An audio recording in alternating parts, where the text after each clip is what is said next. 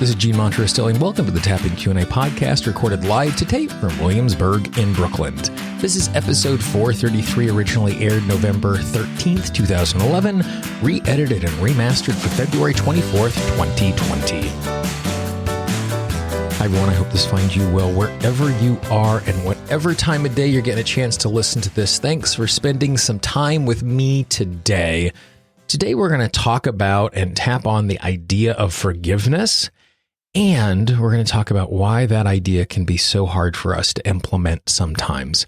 There's a natural resistance for us to forgiving. And when we're able to understand what that resistance is, then we can heal and transform in a way so that we are no longer being stuck in the past while still feeling safe and healthy. And so this is a really critical idea. I tap with this with my clients regularly. I would be willing to bet that it comes up at least 7 or 8 times a week in different client sections. It's that sort of front of mind idea. So make sure you take some time and really understand the concept as well as doing the tap along, because then you can integrate it into your tapping. Before we do that, I just wanted to remind you I have a free 10-part guide on how you can use tapping to eliminate self-sabotage. There's audios, there's videos, there's tapping scripts, there's instruction. All of it is absolutely free.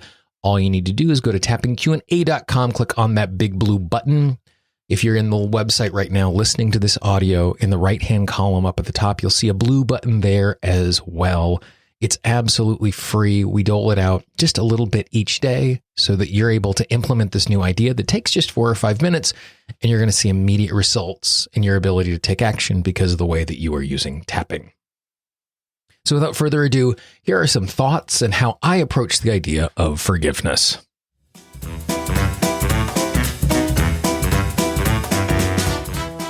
The topic for today, and this is something that I wanted to just find a few minutes to talk about for a really long time, just because over the course of the last month or so, this is something that's been coming up a lot in conversations with clients, in things that I've been teaching in different classes and different speaking settings, and in some things that have resurfaced in my own life, that I think it's really important that we revisit and we spend some time with this idea of forgiveness. And as many of you know, I spend time each month when I'm not traveling, helping out with an anger management class in one of the local county jails here in my area. And it's really awesome. And my favorite topic to talk to the guys about is forgiveness.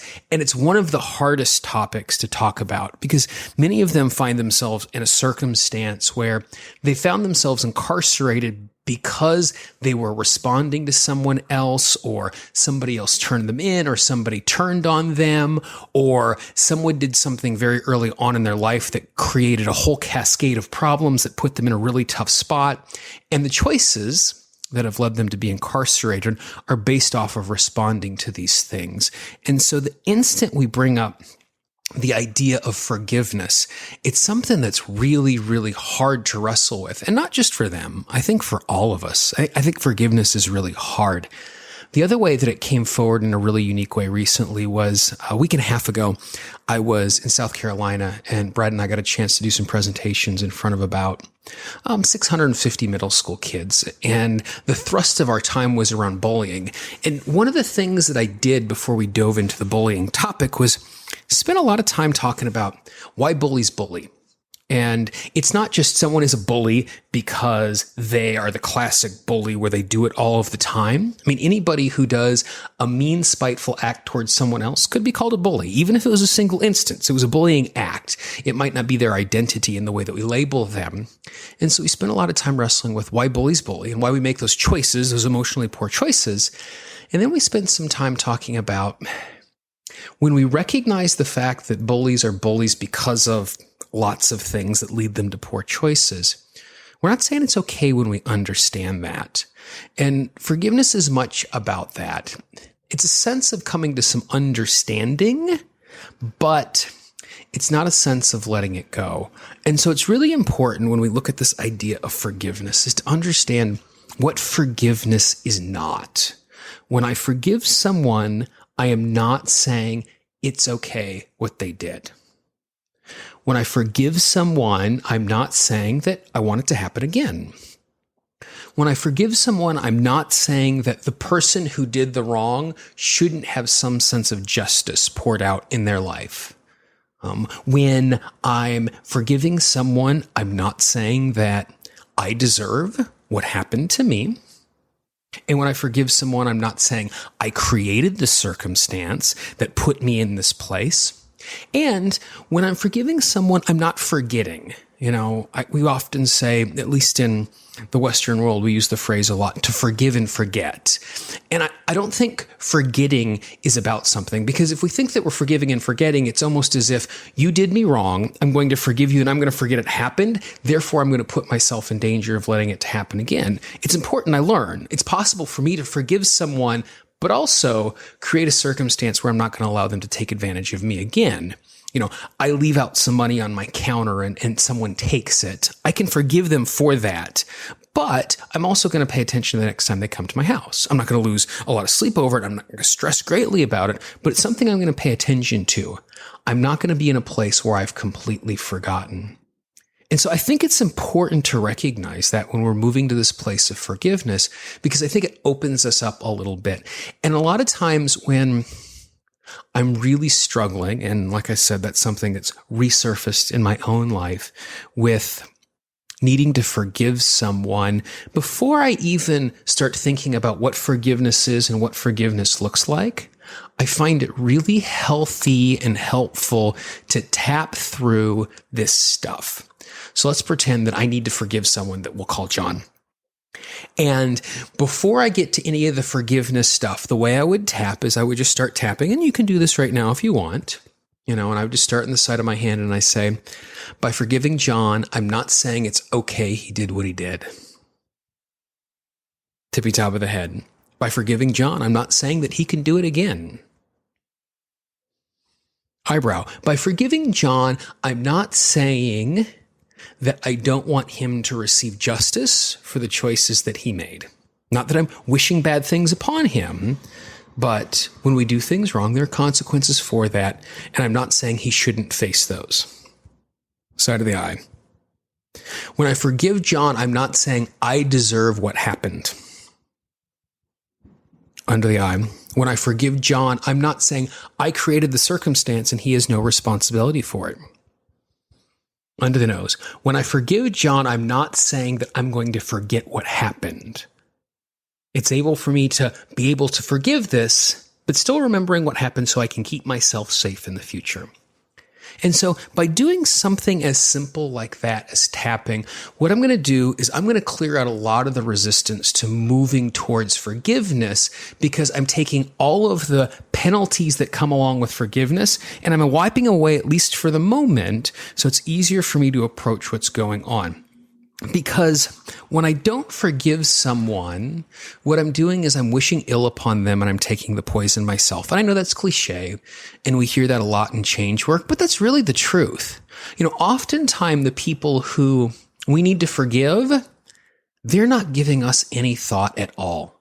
The people who have wronged us, they might not even remember doing it. And even if they do remember doing it, they have so much going on in their life, they're not thinking about us in most cases.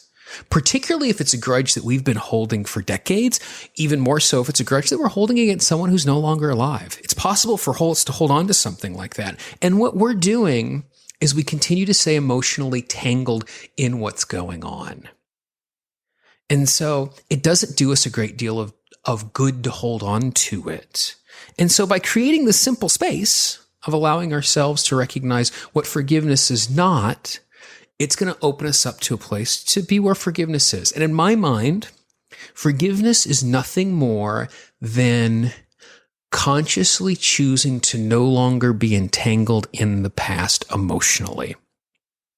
So basically what I'm doing is I'm choosing to stop spending energy in the past, because when I don't forgive someone, I'm taking some of my this moment energy, thoughts, feelings, and I'm spending it in something in the past as if it's happening right now. When I'm not forgiving someone, not only am I holding a grudge against them, but I'm choosing to relive the wound over and over and over again. It's almost like I have a bruise and I just keep poking it over and over and over again, which is preventing the bruise from healing, and it's making sure that I feel the pain again and again. And so when I then move to forgive someone, I can tap on this idea, and you can do this with me if you'd like. And we'll just start in the chin this time. When I choose to forgive John, what I'm choosing to do is to no longer be emotionally tied up in this past instance. Collarbone. More than likely, John doesn't give this transgression any thought at all. Under the arm. It doesn't do me any good to keep reliving this wound over and over again. Tippy top of the head. It's really disappointing what happened. Eyebrow. And I was really hurt by what happened. Side of the eye. But as long as I keep dwelling on it, I'm wishing ill on him and I'm poisoning myself. Under the eye. And I choose to no longer do that anymore. Under the nose. I choose to learn from this moment. Chin. I choose to remember the lessons I need to learn from this moment. Collarbone. It was something that happened to me. Under the arm. But it is not me. Side of the hand. It's not my identity. Eyebrow. And it's not something I need to stay stuck in. Side of the eye. I'm choosing to forgive John, not for John's sake. Under the eye, but for my sake. Under the nose. This moment does not deserve any more of my emotion. Chin. So I can be present to this moment. Collarbone. And it's really good to go back and remind ourselves. By forgiving John, I'm not saying it's okay. Under the arm. By forgiving John, I'm not saying he has permission to do it again. Side of the hand. By forgiving John, I'm not saying that he doesn't deserve to live up to the responsibilities of his choices. Tippy top of the head. By forgiving John, I'm not saying I deserve this. Eyebrow. By forgiving John, I'm not saying that I have created this. Side of the eye. By forgiving John, I'm not forgetting what happened. I'm choosing to no longer be emotionally entangled in that. Under the eye.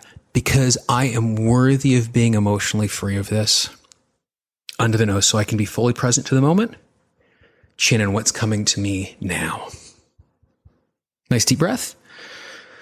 And I found that if we approach forgiveness in this way, what it's going to do is it's going to open us up and it's going to free us. And maybe tapping through that once is enough. And maybe revisiting that's something you need to do lots and lots of times. But that's okay. And just giving yourself the permission to keep getting yourself free. And like I said, by helping us to recognize what's not forgiveness, it makes forgiveness a lot easier. And this I think goes without saying, but I'll say it anyway, we need to apply this towards ourselves as well.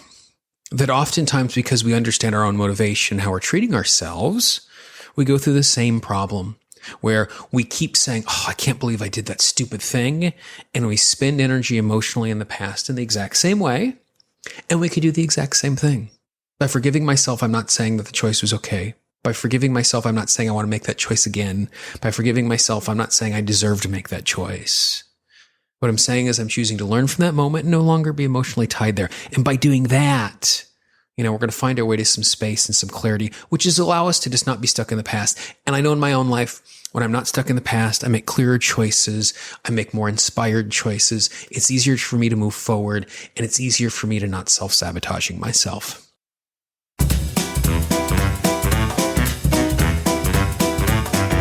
So the ideas in that are pretty straightforward, but they are subtle. And if we're able to recognize the subtleties, it's going to make it easier for us to be able to embrace healing and have true transformation, particularly in relationships in our life that have not necessarily supported us in the way that makes the most sense for us. If you know someone in your life who could benefit from this little conversation, I'd really encourage you to pass it along. The easiest way for someone to find a new piece of content is from the recommendation of a friend. So I would appreciate it if you acted as that ambassador as we continue to make tapping more available for more people, because the more transformation that happens around us, the better our life is as well. I know that sounds cheesy, but it's true that when we see transformation around us, it makes it easier for us to navigate the world as well. If you have not done so already, I'd encourage you to subscribe to the podcast. And in some places they call it follow. It's basically the same thing. You can find the show in Apple Podcasts, Google Podcasts, Spotify, Pandora, and really Everywhere you find audio online, you can find the Tapping Q&A podcast. Just wherever you look at audio, type in Tapping Q&A and you will find the show. The reason why we ask you to subscribe and follow is so you don't miss any episodes. Right now, we're producing 2 podcasts a week, and it's just free content that is waiting for you for true transformation. I'd really encourage you to continue to download the audio.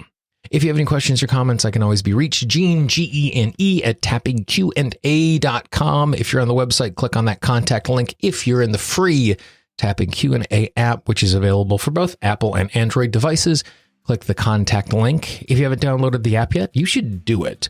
In addition to having access to the entire Tapping Q&A audio archive, there's also close to 100 tapping scripts in there. So you don't have to listen to the audio. You can just go to the script section, pull one of those text up, and you can just tap wherever you are, any time of the day, wherever you are in the world. For the Tapping Q&A podcast, this is Gene Montrestelli. I hope you have a great day, and I will talk to you real soon. Bye-bye. The Tapping Q&A podcast is copyright Gene Montrestelli Tapping Q&A. All views expressed by guests are those of the guests and not necessarily of Gene Montrestelli and Tapping Q&A.